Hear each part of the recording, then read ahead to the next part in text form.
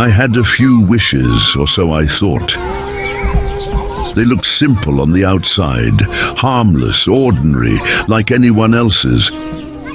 Like the man who dreams of a bicycle, so he doesn't have to drag his tired feet to work every morning. Like the family who prays for a home, to escape the weight of rent and instability. But something inside me clung to those wishes with a grip so fierce it felt like my very breath depended on their fulfillment. I told myself I just wanted this or that, a step forward, a small break, a moment of ease. I convinced myself that if I could just have what I was asking for, life would finally make sense. The chaos would quiet, the ache would ease, the fog would lift. I chased those wishes like a thirsty soul, crawling toward a mirage, believing, aching, needing them to come true. They became my obsession, my compass, my lifeline. But the deeper I fell into them, the more suffocated I became. Something wasn't right. I couldn't understand why. The wishes weren't wrong, the desires weren't sinful.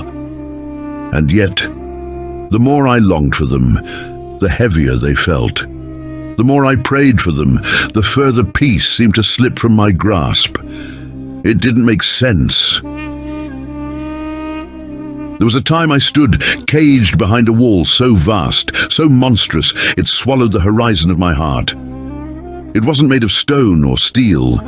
It was far heavier. Each brick was a desire. Each slab a longing. Each layer a dream of the world. And I believed, with the desperation of a drowning soul, that if I could just pull out one brick, just one, happiness would burst through like sunlight. That behind this fortress of wishes lived the life I craved. That peace was waiting on the other side, if only I could get through. So I prayed. I begged, Ya Allah, with trembling lips and tearful sujood, Ya Allah. Again and again, after every salah, my heart whispering, just this one, Ya Allah, let this one desire come true, let this one brick fall. But the wall stood tall, unshaken, unyielding, and not a single brick moved. Yet I did not stop. Day after day, night after night, I returned to him. I cried in silence. I pleaded in sajda. I poured my soul out, not knowing, not realizing that what I was doing was far greater than asking. I thought I was after the wish itself, and I believed that until my desire was granted, happiness would remain out of reach. So I turned to Allah. Over and over, desperation drenched every sujood, every tear-soaked Ya Allah clawed at the gates of heaven. The more desperate I became, the louder my soul screamed. Just this one thing, Ya Allah. Let this one wish come true. Just one brick from this wall. But the wall didn't fall. The bricks didn't move. I was trapped, suffocating, drowning behind a wall built by my own expectations. But then, something strange happened. The wall didn't break. I did. And in the breaking, I found something I wasn't looking for. Peace, lightness, relief. Without reason, without a single wish being fulfilled, I felt comfort without a single brick falling. I could breathe. And I realized Allah knew what I did not know. I was chasing happiness by chasing my desires. I thought my wishes were the destination. I thought fulfillment was the only path. But Allah, in His unmatched wisdom, knew something I didn't. He knew what I was actually looking for. just like the man who dreams of a bicycle, not for the love of two wheels, but so he no longer has to drag his tired feet to work. Just like the family that begs for a home, not for walls and ceilings, but to escape the crushing weight of rent and instability. I, too, believed I wanted my dreams. I didn't realize that behind every dream was one single cry of the heart. Ya Allah, give me peace, give me ease, give me comfort, give me relief.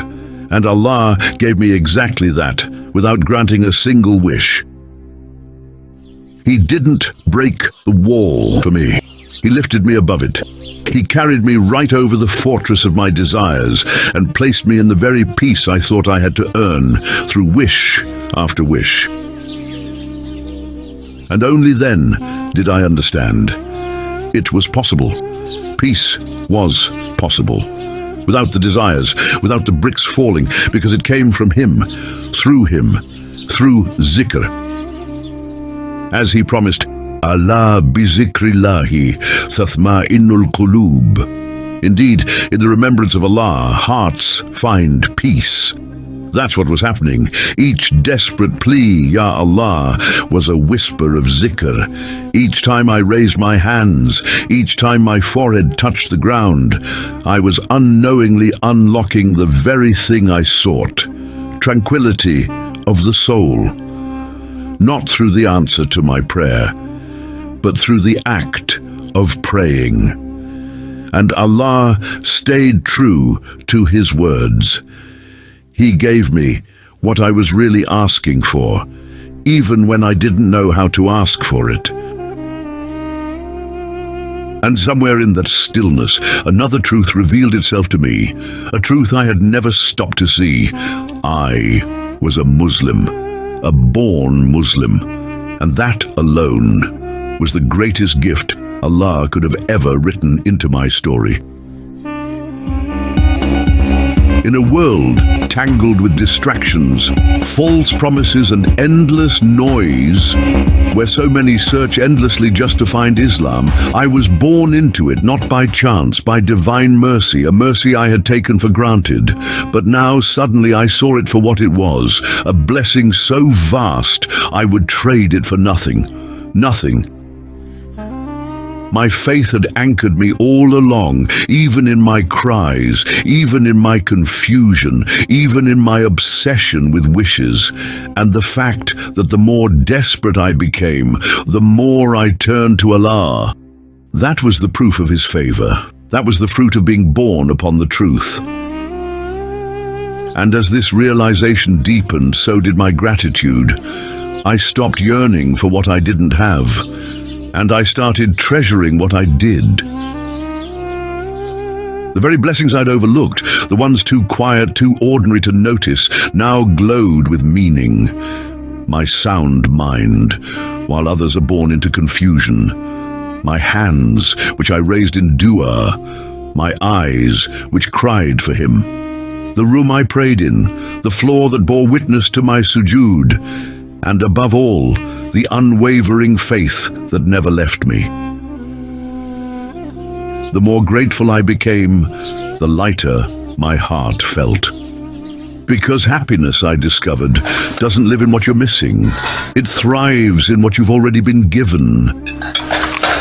And as I sat with this gratitude for the blessings I had once overlooked, a familiar verse echoed in my heart with a meaning I had never fully grasped before. Fabi ayi ala irabikumathu kaziban. So which of the favors of your Lord will you deny? It wasn't just a verse anymore. It was my answer. I could see the favors. I could feel them. I was living them. And suddenly that question wasn't rhetorical, it was personal. How could I deny any of His favors now?